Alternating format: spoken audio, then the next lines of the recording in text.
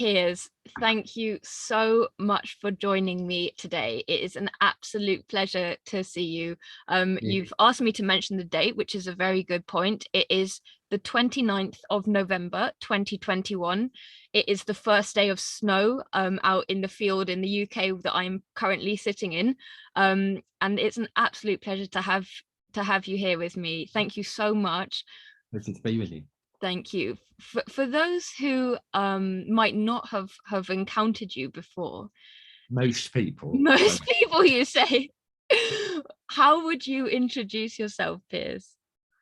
Um, okay. I suppose it starts to reveal certain priorities when one talks like that. I'm knocking on 70 now. I retired a couple of years ago. I was incredibly blessed by the last 11 years of my work because I started teaching for the first time, and I'd never done that before. And to finish your working life doing something that you absolutely loved was the most enormous gift. So I'd introduced myself as a former university teacher, psychology teacher. I'm now in the category of what they call a visiting professor in psychology. It's a way where you get to carry on and not be paid, and that kind of stuff. So you contribute, you can do stuff. So I'm a visiting professor, and I'm learning how to be retired, which after a working lifetime, which was a bit too extreme a lot of the time, there's actually quite a lot of learning how to be retired to do. So I suspect that's how I would talk about me. And I suppose I'm at the opposite of just starting recently going into the career, as it were, and you're saying that you're learning to how to be out of it so far. I'm out. Yeah. What was it about teaching that you loved so much? Um, I it, oh wow, what a question. So you can see me processing and even trying to find what the answer was. It totally took me by surprise. Part of my story is I did my degrees backwards, which is again illustrates my life. I did my doctorate before I got my undergraduate degree. You see, I'd done the doctorate and then I tried to find teaching work. And people said, oh, no, you can't teach because you haven't got a first degree. So I started my first degree when I was about 51. And I was working in support roles in a university at the time. And I got my undergraduate degree when I was 56, coming on 57. And I just happened to say to the head of the psychology department as she walked by, oh, if you need a part-time lecturer or something, or a associate lecturer, that they call them these days, let me know. And her mouth dropped and she went, she asked me, and I said, yeah, I've got a doctorate, got a first degree. And within 3 weeks I was teaching. And she, bless her heart, she put me on first years because she said, you actually have to capture them. You have to help them become at ease and also become enthusiastic if you can. And so she gave me 1/4 of the first year to teach them.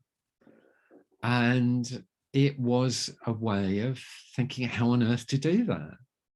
And I loved it. I absolutely loved it. Part of it's also recognizing by that time I was definitely old enough to be their fathers, probably their grandfathers. And so I think they enjoyed someone who was a bit more relaxed about it. When you're a grandfather, you accept that life isn't always orderly and you can make mistakes and that kind of thing. They needed that as a bit of a model. So it was that kind. It started with the undergraduate, and then I just decided, I thought there was a market and a need for an MSc in applied positive psychology. And I wrote it and I put it up for validation and got it. And it's 10 years old this year. And teaching that was joyous as well. And it may come into the kind of questions you want to ask, because I wrote it around Carl Rogers' principles of positive education. And it was mind-blowing. Mind-blowing for me, mind-blowing for the students. I didn't know what I was doing. And it worked amazingly. So that's why it was joyous. It absolutely was joyous. So. And so just to confirm, yes, it will come into the questions that I ask, and I'm going to ask it now. So I'd love to know more about this and about why positive psychology. Obviously, of course, congratulations on 10 years today. That's so special. But talk to me about positive psychology. Well, one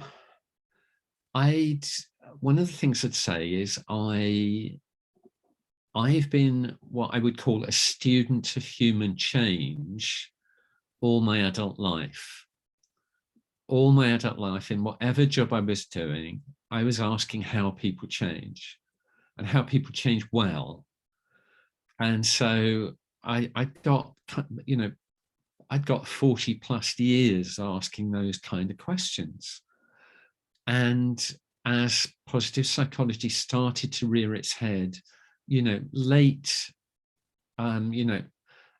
around, getting the dates right, early 2000s, it was beginning to appear and getting some traction. And I started reading and I was captivated. I thought, as a student of human change, it was probably one of the most important things I'd ever seen. So I just dived into it and felt I was right. I loved it. It was affecting me. It was affecting the people around me. So I thought, right, go for it. And so there was only, at the time, there was only one master's program in the country for that. And I think only a handful in the world. And I thought, right, High Wycombe. Not many people have heard of High Wycombe. Let me write a master's program here. And yeah, and the rest is history. So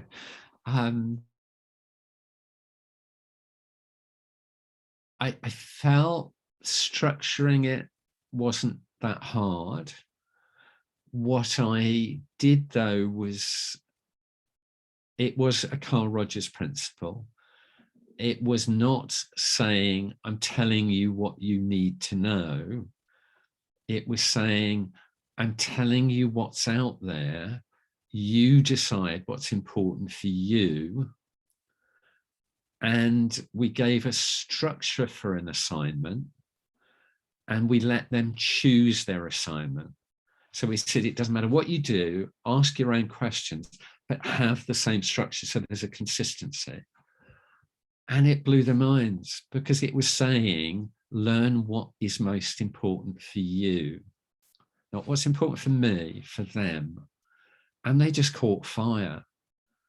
And watching them, it was just breathtakingly moving, watching people change, and not being, as it were, the controller of it, walking into a teaching room when you've got often a large number of students, all with different questions.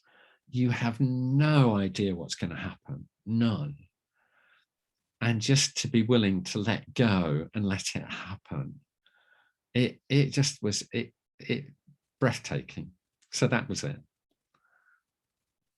So do you think it's important for people to follow what is meaningful to them, then to engage with what is interesting to them when it comes to learning? Fundamentally, I mean, Roger, again, the crazy thing, and I'm showing myself up as I say it, because it's a part of the strange ways of working. I read Roger's work on positive education maybe 30 years ago and completely forgot I'd done it. And when I sat down to write the course, some part of me had remembered and wove it into the whole thing. And what Rogers would say is everybody knows what they want to learn or need to, something like that. And so the selection process for the course was to say, what do you want? What are your goals? And if they didn't know, I'd say, well, how about you go away and have a think? Not to make it a selection criteria, but to say, if you really know what you want, there's every chance you're going to do well. And part of the other thing, the dear colleague and friend and I who ran it initially, we just decided to say, we think we can handle whatever happens in the room. We've no idea what's going to happen, and we're just going to step into it and let it happen. And so we gave them the space, we gave them the freedom. And like I say, they just caught fire. And it was keeping up with them sometimes.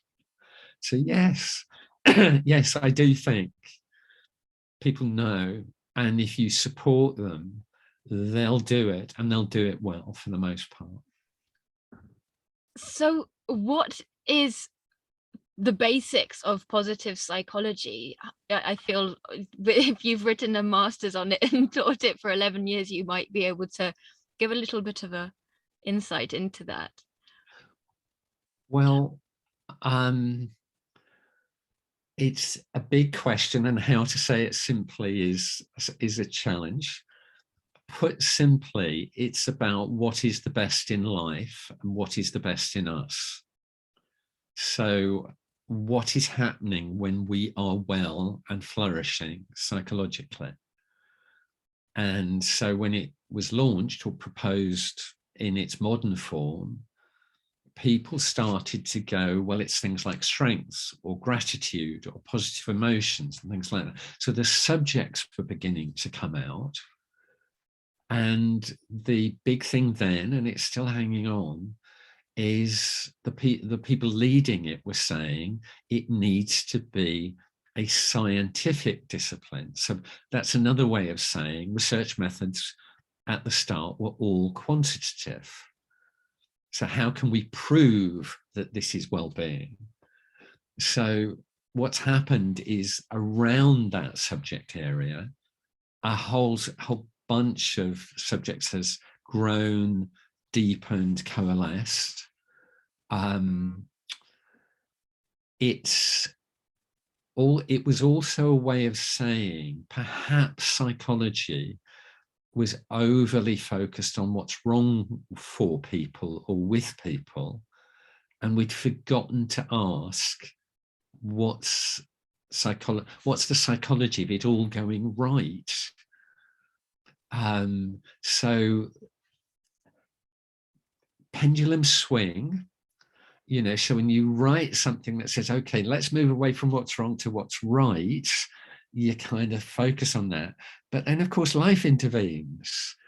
And then you actually need to come back to a midpoint or a balance point of looking at both. Because students would start to study this stuff, love it, enjoy it, whatever, and then things would go wrong in life, because that's what happens in life.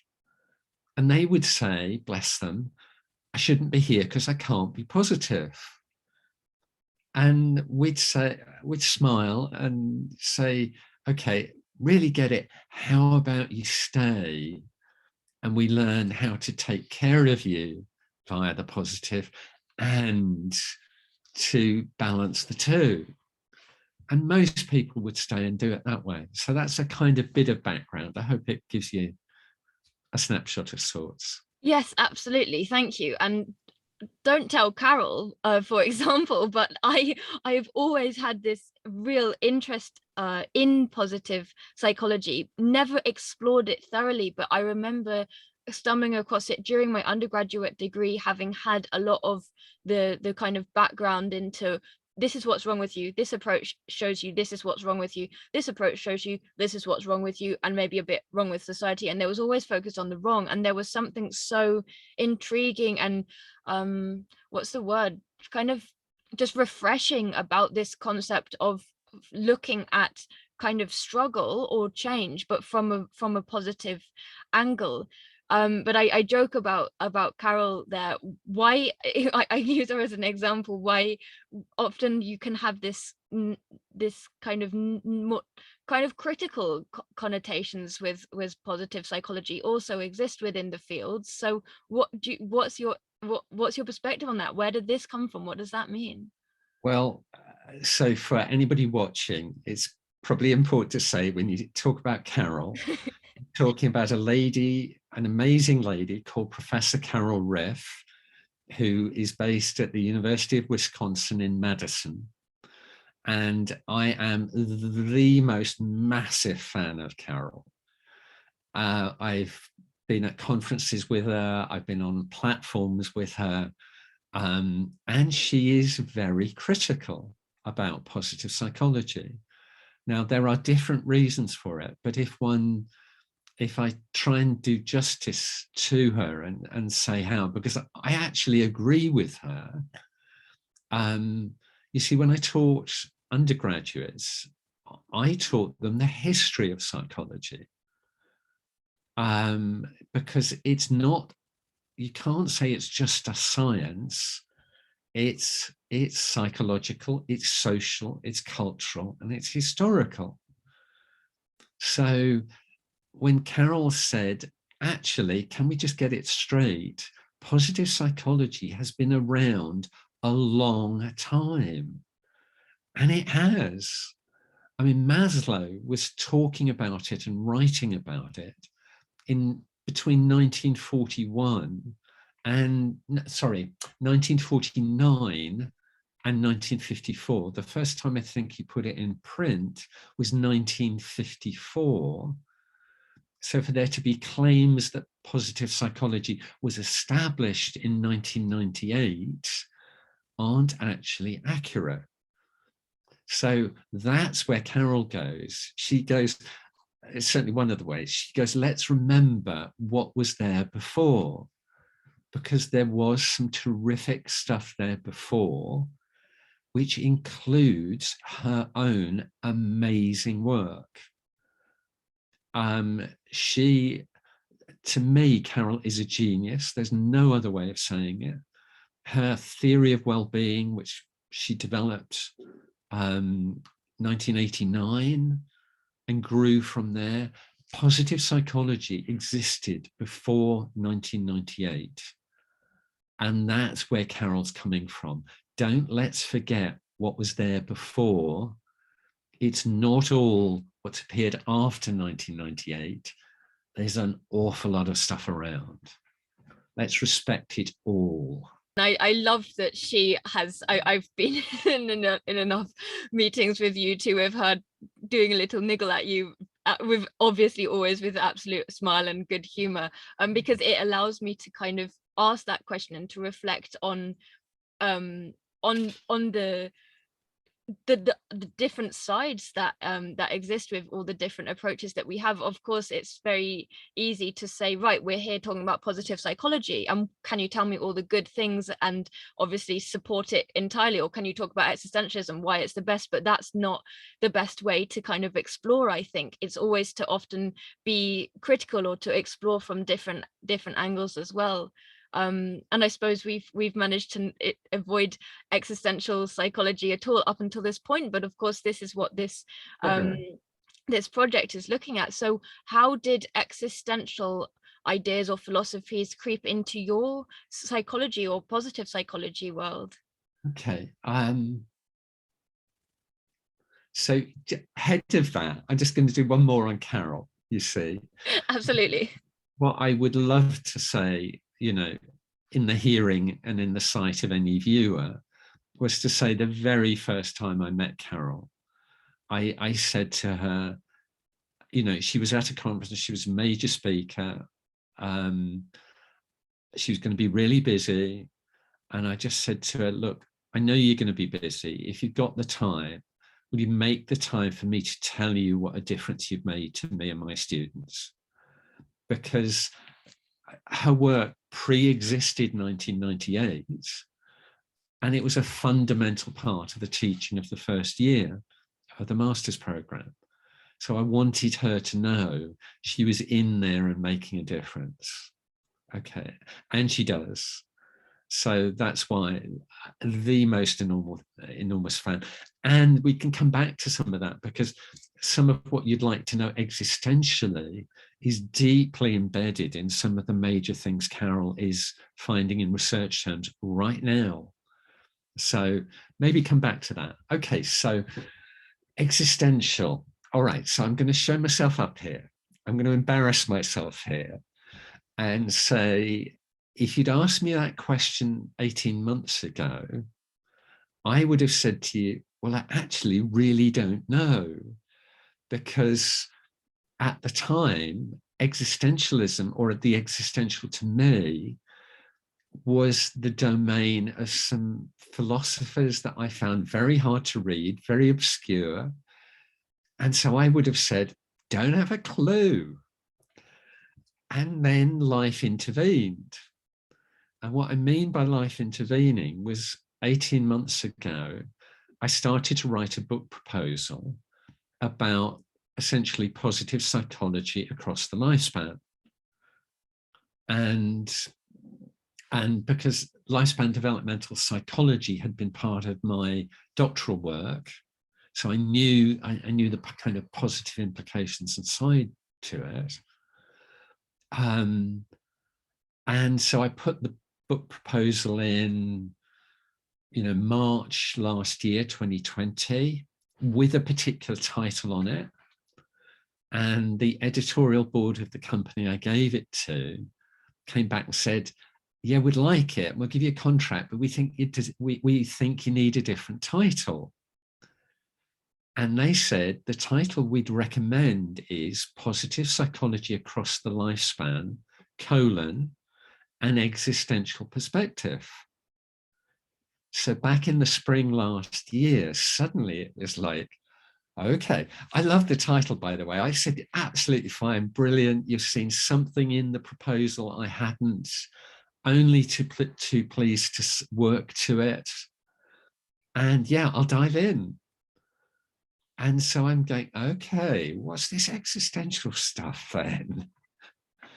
And again, embarrassing myself, I'm absolutely relaxed about doing this, because I would always be very open to students when I said, look, this is hard for me, or this subject is hard for me, or something. I never hid it. I always said it, because it gave them permission too.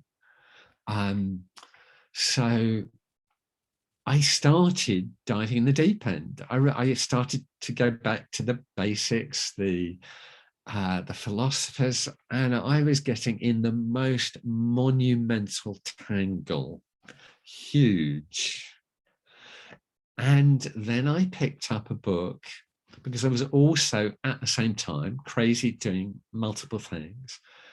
I was writing an article with a colleague on self-transcendence, on the psychology of self-transcendence, which figures in at different theories.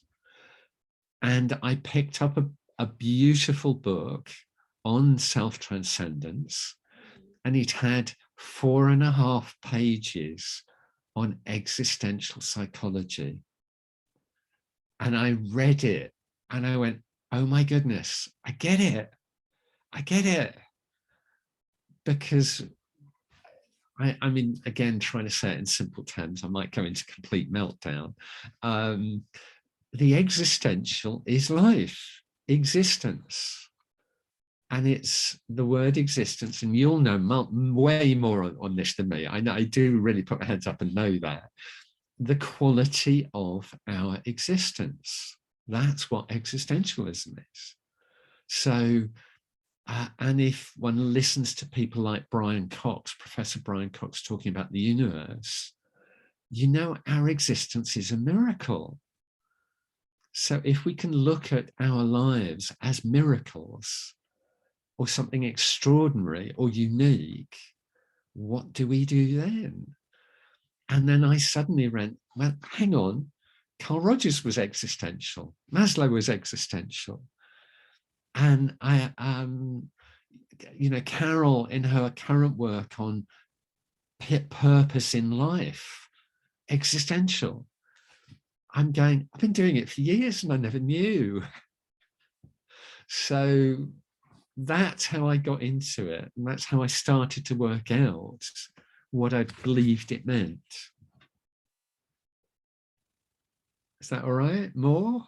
Absolutely. I mean, always more if you fancy it, but you make that really special point that you can delve into the original text, you can have conversations here, there, and everywhere, but sometimes it's just about stumbling on that one source that allows you to kind of click, and that's not always going to be in the place that you expect to find it. Amen. And one of the things I would always say to students, and it reflects my journey, is sometimes finding out about this stuff is accidental. In my doctoral work, I was monumentally over my head.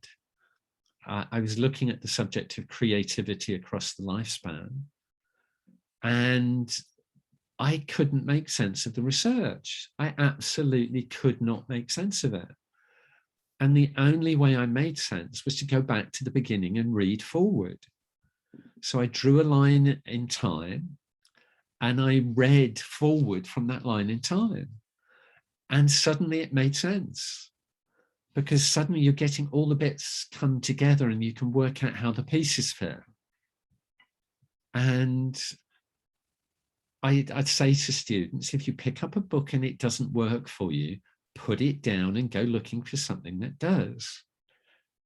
Now, I joke some of the time, you see, that the stuff on the wall behind me, I go, that's just virtual. It's Zoom virtual. It's not real, really, but it is.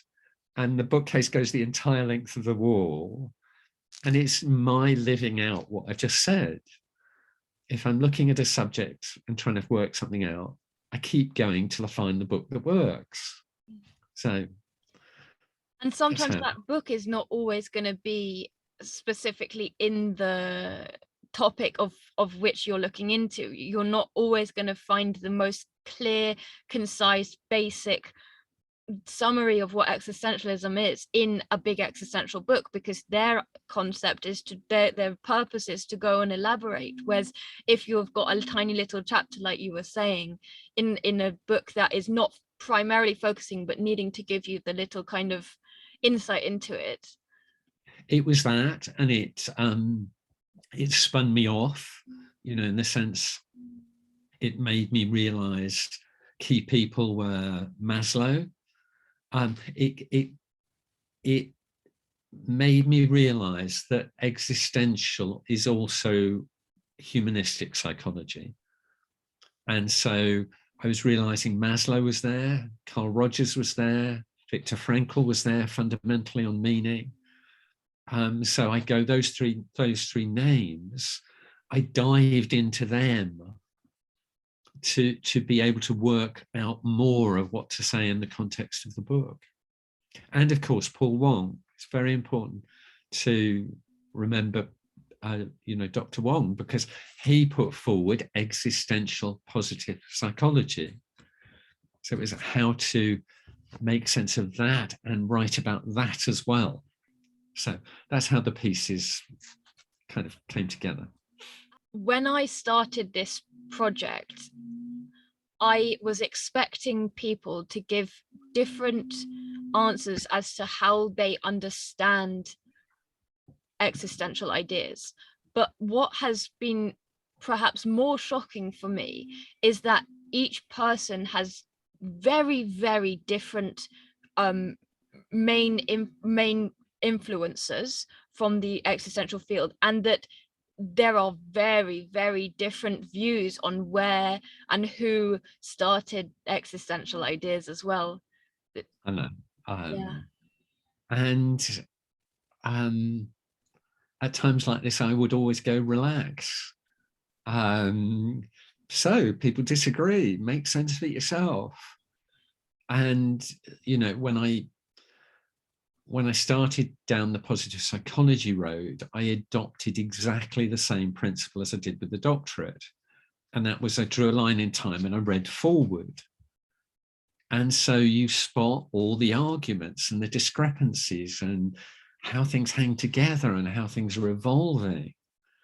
So yeah, relax. People disagree. Keep on reading. And Talk. what's yeah, and what stands out for you then, Piers, about the different things that you've kind of uncovered in the journey that you've looked into these ideas? Oh, oh, that's a hard one. That, you know, when somebody pauses and takes time to answer, you know, there's an awful lot of processing going on up there.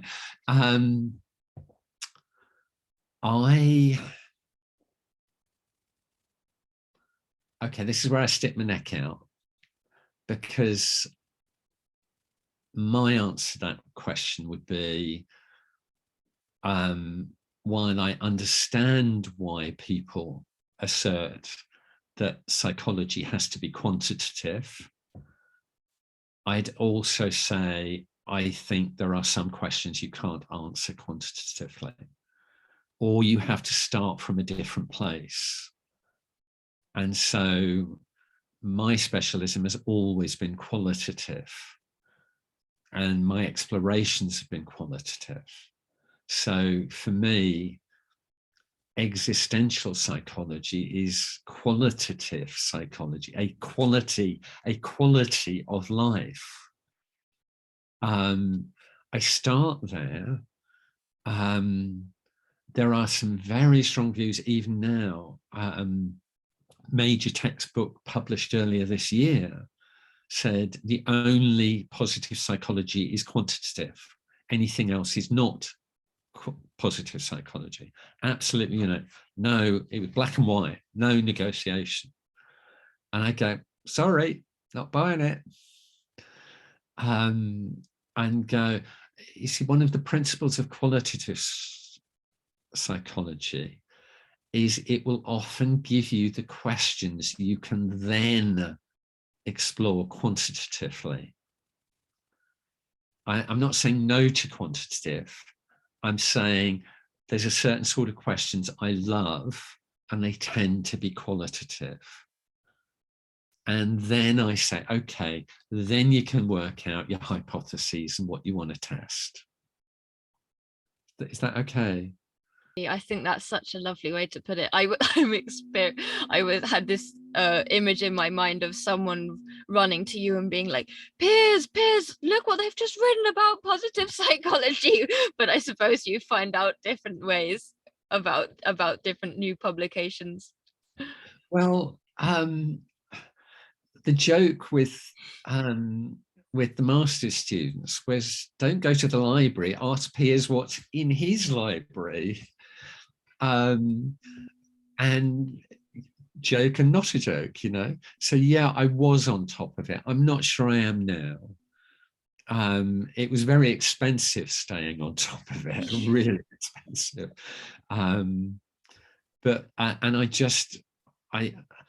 I got that textbook published this year because a particular chapter was absolutely milestone. And then I'm reading the opening two chapters and I go, oh my goodness, they're saying it's numbers or nothing. Or statistics are nothing. And I go, sorry, not buying it. So, and I suppose a problem with this is that not everyone is going to have the capacity to read that textbook as deeply as possible, and then critically evaluate and compare it with other resources to be able to establish, oh, that's not a fact, it's not the fact, it's just that author's interpretation of it. And so this is how we can have these sweeping understandings of what different things are, without actually becoming aware that they're not necessarily rooted in fact. It's that. It's also realizing there's some disservice in it. And what I mean by that, I mean, give you an example. An example I'd love to give you is a doctoral student. I had a massive privilege, such a joy to work with a few years ago. She had come to visit me and the course to look at what was happening. And all her doctoral work was quantitative. And the disciplines in her own university were quantitative. So she's very intent on the numbers. And there she was with me, and I'm talking about the qualitative. And we reached a point where I was looking at her work and my jaw was dropping because of the qualitative language you could use for the outcomes. And so I started talking about the qualitative outcomes, the qualitative experiences that her data was showing. And suddenly she got it. You know, suddenly she got a confidence in the numbers by being able to talk qualitatively. She put the two together.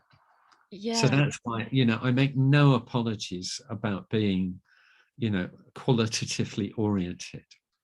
So, whereas if you had a professor who had just read the textbook that you referred to earlier and said, no, it's just recently come out that all positive psychology is only quantitative, then I suppose it makes me think how much could be lost if we are remaining so aligned to only one way of doing things. well, I do think the writers have lost that battle because, you know, where are we now? I would say a good 7 years, there's been a qualitative push going on. And an extraordinary article written by Tim Lomas and a number of colleagues titled Third Wave Positive Psychology. And he was talking about mixed methods, multiple methods. So going beyond the numbers. And it was a beautiful argument. And I think that's where people are at now. I think going back to the assertion it's numbers or nothing, I'd say, yeah, I do understand. Don't agree. Why? So, Yeah, why do you think that they're, because positive psychology is not the only one at all, and even, you know, CBT and different I know that the NHS uses a lot of quantitative measurements, and I know colleagues in the existential field who are trying to create quantitative understandings of existential approaches and therapies. Why would someone want to push quantitative over qualitative? because the argument is numbers is science. No numbers is not science. Full stop. That's the argument. Yeah. My doctoral work was all qualitative. I was very, very robust in saying what I did and how I did it, how I analysed it. My doctorate was all qualitative research. It was very systematic. I put my process absolutely clear in the chapter on the table, so anybody else could pick it up and try it. All my data analysis was there out on the table. It was very obvious where I'd come from in my conclusions. Somebody else could have picked it up and redone it, got different outcomes, but it was systematic enough, I think, to be what would be called scientific. That's my view. Other people don't agree.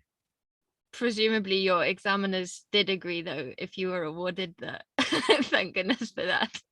Oh, yes. There was no problem. And I suppose this makes me think of how I've recently been communicating with you over my own doctorate and over my own um kind of peer supervision group that I was running, and you kind of swept in there out of the blue as this magnificent resource of hope and support and clarity and motivation for us with your Viva coaching, and so kindly just communicating with me over that time. It made the biggest difference to me, and it made the biggest difference to the students that I've been working alongside. So thank you for that so much. But also, were there any words or insights while we're here and while we've stumbled upon this conversation that you would like to share with people who are studying and studying towards something? I think one of the ways I worked it out for myself, because I did find it tough. And when you're studying something that is unknown, or you're gone to the edge of the known and the unknown, it's perfectly human, existential, to feel you're out on a limb. And that actually you don't know what the map of the world looks like. And I think people naturally get scared and unsure of their own work. And I did, absolutely. And that has consequences. I think reminding people of the reasons why they did what they did, the decisions they made, the discipline they put into it, reminding them that they have become thoughtful researchers and can tell a story that justifies what they've done, and what's unique about it or special. Again, one of the blessings of life that gave me when I did the PhD was to come across the Phillips and Pugh book, How to Get a PhD. Because in there it says originality has three measures, three characteristics. If you know what you're talking about on there, you've got your originality. So I went, fine, I know what I'm doing. But it didn't stop the nerves. I mean, I'm sure you've faced it. I gave up. I invested 3 to 4 years of my life doing a full-time doctorate when I was 46. And that it was like living on the edge the whole time, because I just was not sure. One has to trust. Does that make sense? Absolutely, absolutely. I think it's so, I appreciate you sharing that here so much, because I think there's almost an illusion that is created, I don't know whether purposefully or whether each student somehow creates the same one for themselves, that their lecturers are just these all-knowing people that just popped a doctorate into their life and continued teaching, and that everything is easy coming to them, and their wisdom is just there, bing bang bing, without an issue, and that all the students are there. I watch them, I've just been there with them, struggling. How could I ever become like that? How could I ever do enough to be deserving of this degree? But I really appreciate you sharing that it's not just as simple as that. We don't just waltz into having the degree, whatever that degree might be, without. It's yeah. When I look at doctoral supervisors, most doctoral supervisors I encounter do not have it figured into their workload. So they're having to do it over and above, and they're generally pretty stressed. Now, okay, that's not absolute, but it gets that way. There's a piece of research that was done in the Netherlands a small number of years ago that said 1 in 4 doctoral students will end their time with psychiatric symptoms. Get that? 1 in 4 come out with psychiatric symptoms. And that being the case, one has to say, no, you actually have to work to keep doctoral students safe and well. In your experience, is that something that universities prioritize or are aware of? Because that research is relatively recent, a small number of years ago, I think the reality of it is clicking in. It is being paid attention to, certainly where I've worked. And I've been working with doctoral students probably close on 20 years in different ways. And because I found it so terrifying, I've always worked on the principle, I don't want anybody else to find it terrifying. How can I keep someone safe? So that's where I come from.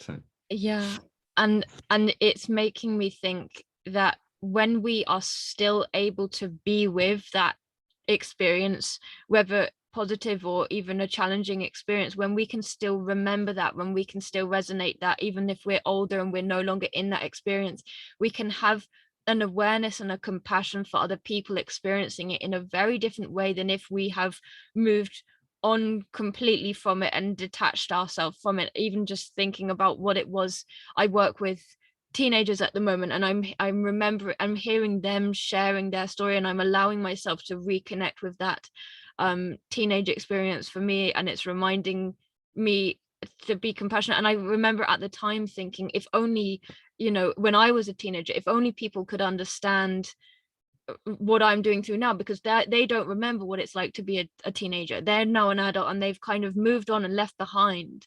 But this is what I really hope moving forward for me, that you have really, really kind of opened my heart and opened my eyes to, is the fact that just because now that doctorate is out of the way for me, I still want to remember the challenges that I face, and that I've been alongside my peers as they've faced, because hopefully that will allow me to continue to support people with that deeper awareness and that deeper connection. it's that I when I was teaching, somebody used an expression, and I can't even remember who it was. If you don't learn from your students, you're a fool. And one of the ways watching the students I learned was and I'm expressing a point of view, and I think some people won't agree. I would say, whether it's undergraduate students, master students, doctoral students, attachment theory is in the room every day, because attachment is about having a safe space, a caring adult, shared ground, and giving them the confidence to go and explore and learn, and then being able to come back when they need it. Now, that is a simple way of describing attachment theory. And I suddenly clicked, hang on, that's what I'm creating every day when I walk into the teaching room, or supervise or something. And I still hold that view. Attachment theory, every time we make a big change in our lives, existential, we're back to existential, we're at attachment theory. How do I stay safe? Is there a caring adult around? And how do I deal with this? Something like that. I think that's a really, really insightful way to look at it, because if I think about the main issues that my peers brought to that supervision group that I ran for the last year or so, it wasn't, I'm really struggling to write my discussion, what does that look like? You know, maybe this came up and we said, oh, this is a great resources, or have a look at this one, it's a really nice outline that you can use as guidance. But the issues were things like my supervisor doesn't reply to my emails, I feel rejected, or you know, it was very, very much the interpersonal, or the I don't know how I can sit with this situation, which were the real struggles. Yeah, it's a tough one. Cheers. Yeah. Recognize it. Yeah. Do you feel that there has been times in your life where existential philosophies have helped you to overcome something? You kind of hinted at it just there. Excuse me. Unquestionably.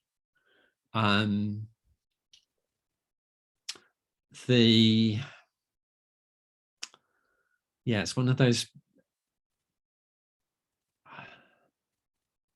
Bear with me. I'm going to give you two examples. I'm going to give you a simpler one and perhaps a more complex one. You know, when we went into lockdown last year, you know, A, we're in lockdown. B, at the time I had a cancer diagnosis and was waiting for treatment. And, you know, from the news, all the delays and things that could cut in. And I would go walking every day in the stunningly beautiful parkland, just a few minutes from my front door. And there was something about lockdown which narrowed one's focus, brought it down, that the only place I can be is here. And I felt I was genuinely seeing nature for the first time. But and I would do the same walk every day. And people would say, well, you're doing the same walk every day. And I'm going, but it changes every day. So to me, that was the existential quality, just being nourished by beauty and the gift of what's around, like that. That, you know, that I would say that was the lifesaver to me. You know, so much of the time, both in lockdown, while I waited for treatment, while I was recovering, walking in nature, that was the existential gift. A different example, very different example. Again, going back to before I knew the word existential applied, I was probably working from a positive psychology perspective at the time, but in 2015, in the summer, I faced the extraordinary experience of two people very close to me dying.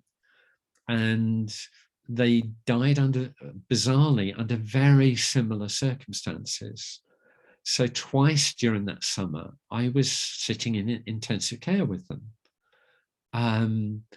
And again, anybody who's gone into an intensive care unit, and I think people use this kind of language, you walk in the door and it's overpowering. It's almost like a shock, what you witness, the amount of support that has to go on around somebody's bed.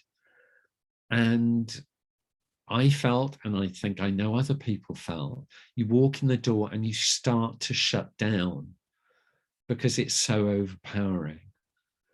And when I walked in the door, I just went, no, I refuse to shut down. I'm going to do what I can to stay in this place with an open heart. And that meant an open heart for the family around the bed, for the person in the bed, watching the nurses working. I tried to hold that space. And that was an extraordinary lesson, not to shut down, to learn, to recognize that things were needed in the moment, that I was able to respond to. And again, existential choice. Thank you so much for sharing those experiences that you had. And you speak here about that existential choice, the fact that we can choose how we're going to respond to a situation, even when it is overwhelming and overpowering. And again, part of it was belief systems. You know, that people would say somebody's unconscious on on life support, they won't hear you, I'd go, well, I do think some part of them hears. And so in both cases, to sit and empty my heart, that was the expression, empty my heart, and trust that on some level they would know. Existential belief, existential way of approaching it. So it's making me think of that almost quantifiable belief system that is so abundant in at least my experience of our culture. You have to be able to hear someone respond to your words, to say that your words are valuable and that your words have been received. But of course, there's no fact in that. Indeed, there's a lot of evidence to suggest that's not even the case, and that people who are on life support are receiving the information that you're sharing. I read in research years ago, probably 20 plus years ago, 20, 25 years ago, and I don't know if it's substantiated, hearing is the last sense to go. When somebody dies, hearing is the last sense to go. And I've always trusted that. So in both cases, they were dying, and so I was talking to them, trusting. Yeah. It takes a different level of open hearts, I think, to be able to trust in the invisible. And I think a lot of people struggle with that. And again, I'm laughing. And usually when I laugh, I'm laughing at me, you see, because I find the invisible just keeps intruding the whole time so often. And I mean that in a joyous way, a surprising way.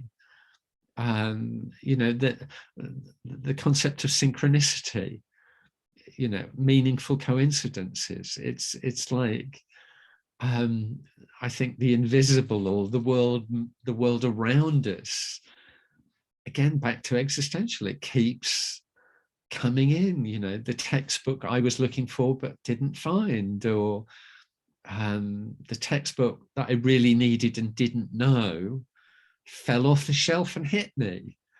You know, so you can just tell story after story of the invisible, coincidental energy of life coming in and joining in. Existential. Yeah.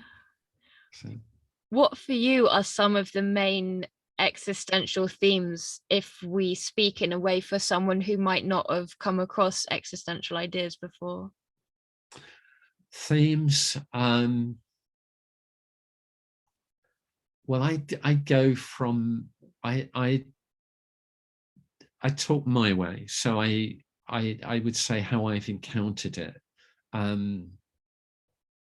I would say, looking at my lifeline, my lifetime, and my upbringing, I would say I was phenomenally cluttered by my upbringing, particularly my religious upbringing. So in terms of what was being the processing mechanisms up there was a massive amount of clutter, preset frameworks that says this is life and this is the only way of looking at life. And I put my hand up, and boy, were they there, and boy, were they active. And heavens, I didn't even know I was struggling with them when I was doing my counseling training. And then life intervenes and teaches you something else. And part of that for me is I've been going gradually deaf since I was 23.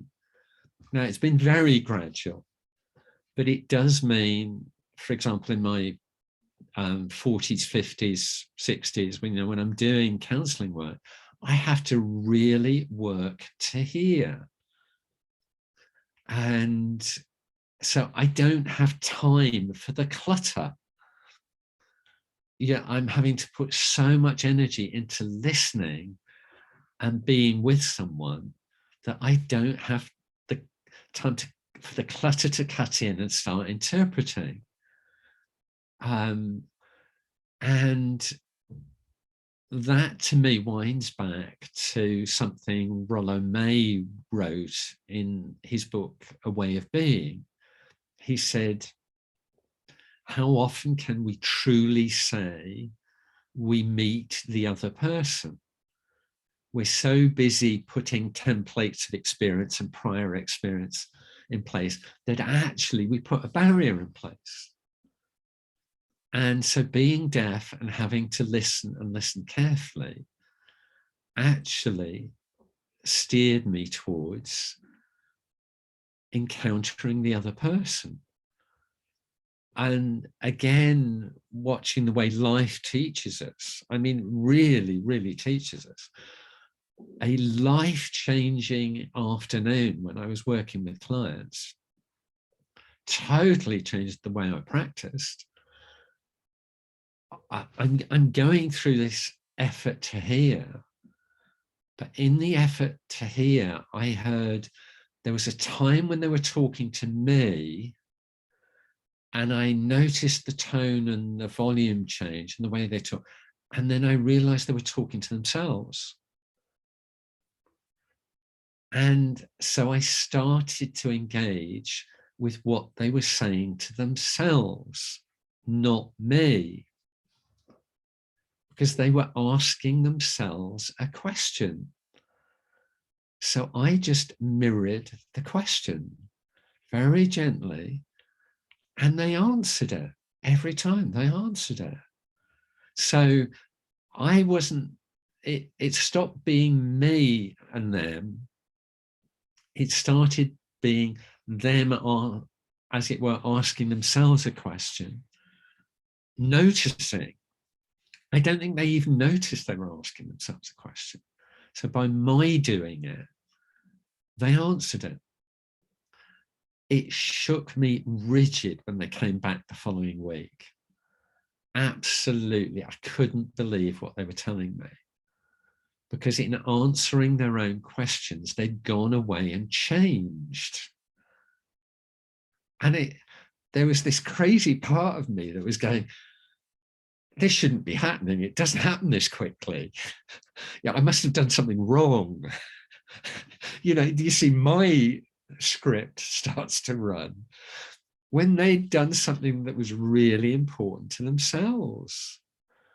And, you know, that changed my life that afternoon.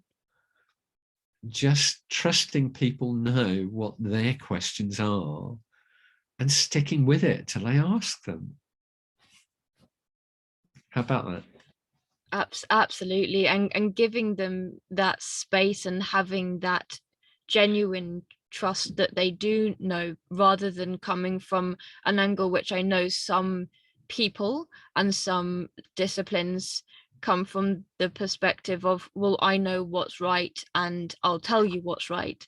Even, I suppose, even that is reflected in the way that you've structured the masters, which says, I know some things and I've got to offer, but you know what's right for you, and off you go, Yeah, and then yeah, explore that. absolutely that. Trusting that, and my goodness, I mean, again, going back to the clutter, you know, the upbringing. So there are some people that will go, I've got to do what's expected of me. But actually, they were the minority. Majority of the master's students just ran with it. If I go back to the effect on me as a counsellor, you know, part of my upbringing, but both as a person, as a counsellor, was safety. You know, you have to be alert to the person's safety. So I would, as it were, carry them between appointments. And that afternoon taught me, no, trust them. So I would give the trust over to them. Crazy. I mean, of course it's there, and they're going to do it anyway. To put it to voice, so how are you going to take care of yourself between now and next week? Or to say, I trust you to take care of yourself between now and next. My goodness, the extraordinary lesson I'd say to anybody training would be, my workload went up 5-fold when I learned that. My workload exploded because I could cope with it. So How do you feel that existential or even positive psychology ideas can help people with their well-being then on in a general way? Um, I know I scribbled some notes on this one. I wonder what I scribbled. I'd say, oh, I'm going to try different answers. Again, I go back to the clutter up there. Can you drop some of the clutter? Can you, I'd go, for years, having, done a lot of positive psychology reading, a view would pop in from time to time. We don't know how it works. We know it works, but we don't know how it works. So the numbers were saying it worked, but they were going, but we don't know how. And I always felt that was nonsense. I'd laugh at that because I'd say, you don't get it, you're missing it, you're missing the point. Because years ago, somebody said to me, if you imagine your attention span as 100% of your energy, then consider where you place your attention. And because that actually, if we go back to Rogers and his concept of the phenomenal field, the field of phenomena in front of us, that is our life. And part of what positive psychology does is it retrains your attention. So you start paying attention to different things.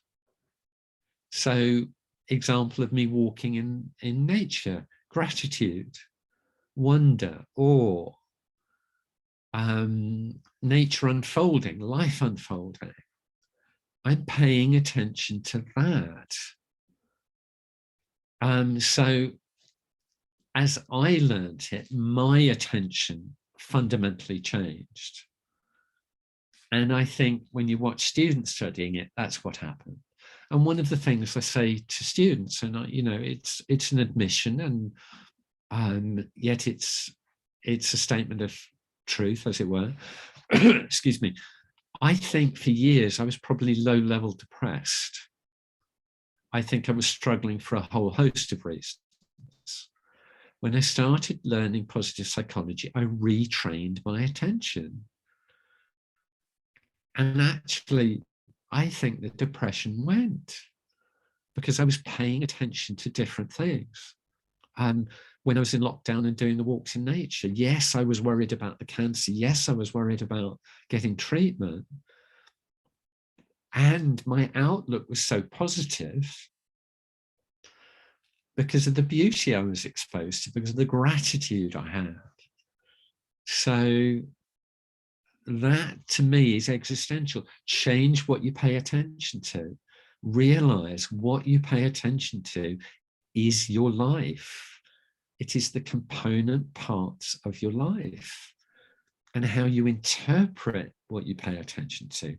That's life. Change it, your life changes.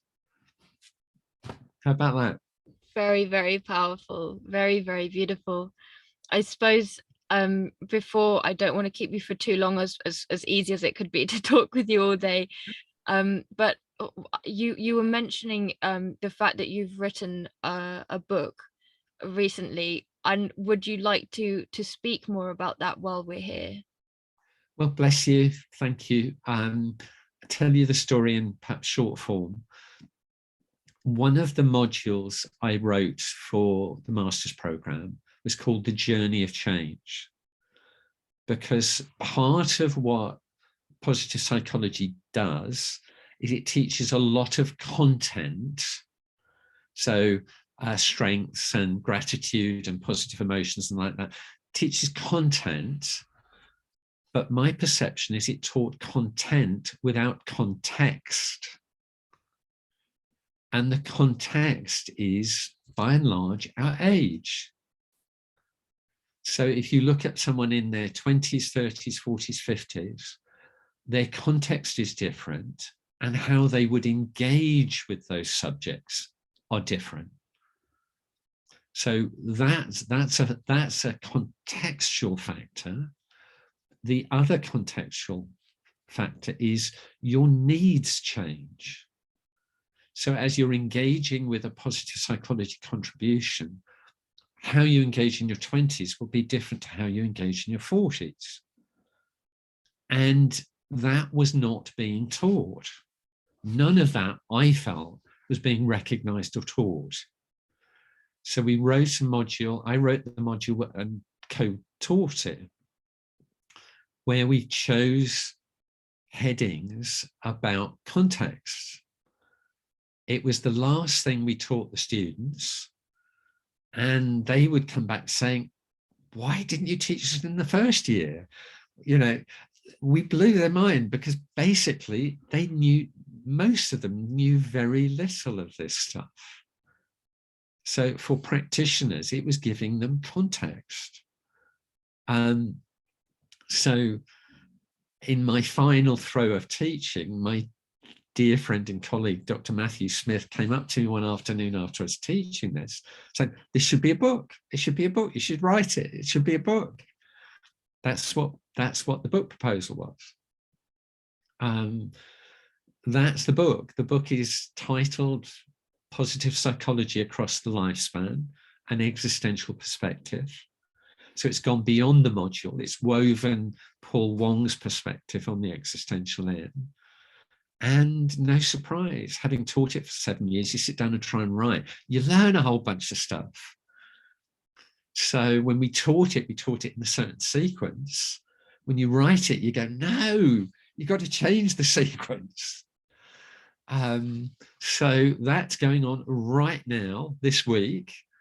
I'm looking at the final proofs of the book, and it comes out, one hopes, I'm told, 18th of February next year, 2022. And I go back to the book on the shelf over there. It's not quantitative. So people will say it's not positive psychology. I'm going, having watched the effect on students in the 7 years I taught it, most of them said it was life-changing because they understood something about their lives and its pattern and structure that they hadn't before. And that was a joy. I wrote it on instinct. I wrote it rebelliously. Other people didn't teach it. And I just thought, no, I content versus context. I know they need context. I'm going to do it. And I loved it. It was joyous. I'm so glad, and I'm so excited to read it when it comes out.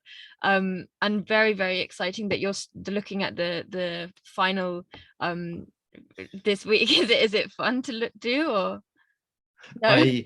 I go, you know, this principle, we all have different strengths, and spotting errors in writing. I've had a lot of practice, and I'm a bit shocked that I need more practice. That's a polite way of saying I'm spotting a lot of errors in the proofs. So I'm hoping I'm catching them. Well, it brings me to the question that I also have for you, which is, you know, of course, books are such a valuable source of information, but for someone that's looking into philosophical ideas and would like a break from books or doesn't really engage with books, are there any other ways that they can immerse themselves in philosophies and understand psychology? Oh, hard one.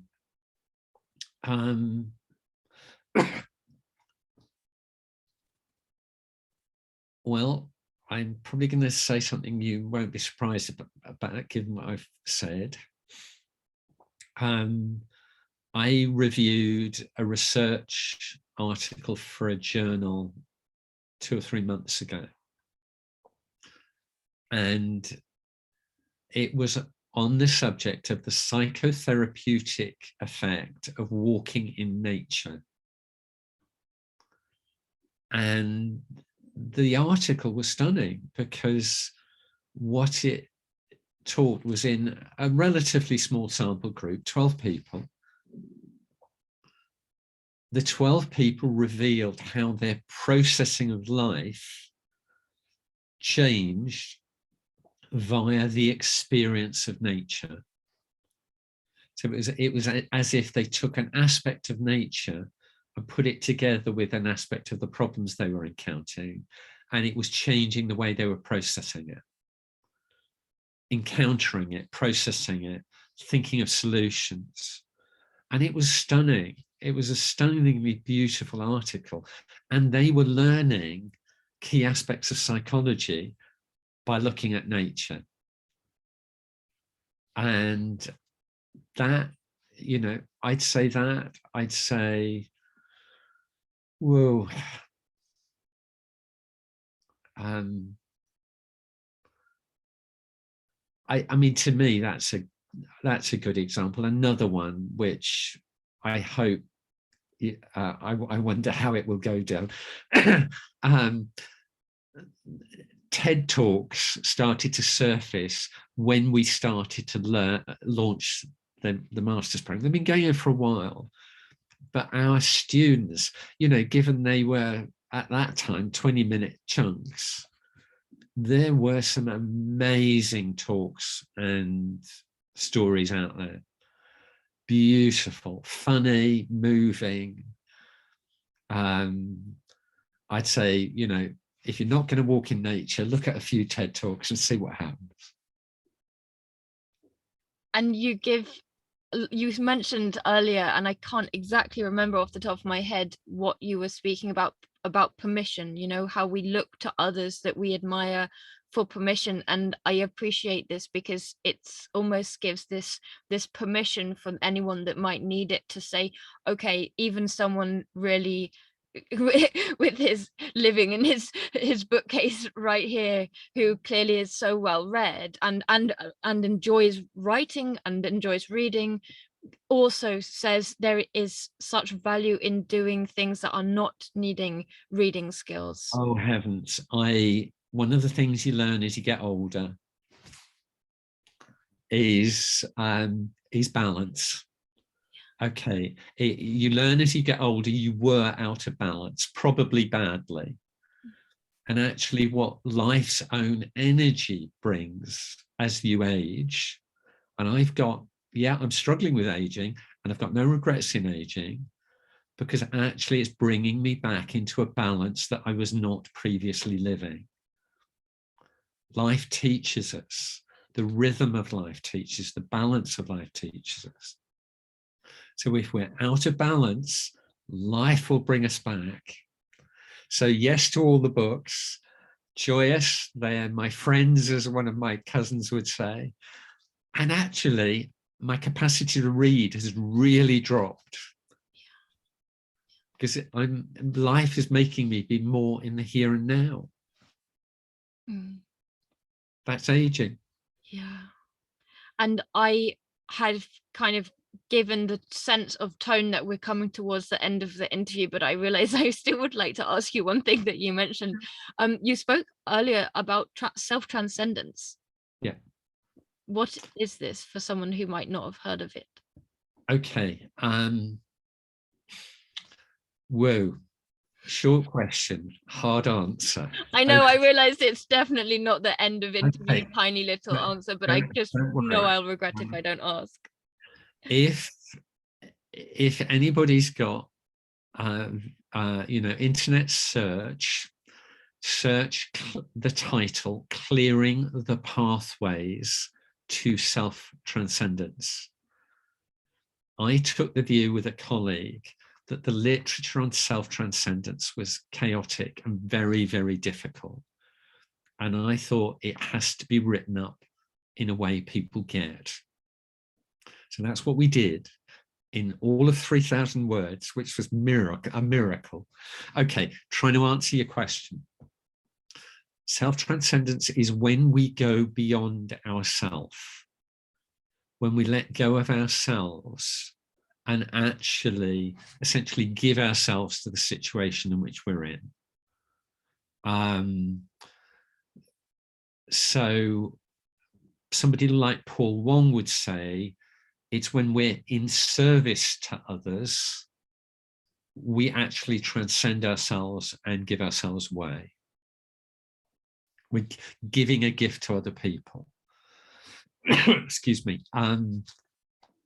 Rollo May said very, very beautifully, anytime we, as it were, we stand aside to ourselves and look at what's happening, we are actually self-transcending. He said, in simple terms, when you step outside yourself and look at what's happening, that's self-transcendence. If you can have the openness to learn, to notice and learn. So giving ourselves away, if anybody knows Buddhist background, even Maslow said self-transcendence is the equivalent of the bodhisattva way of life, which is service to others.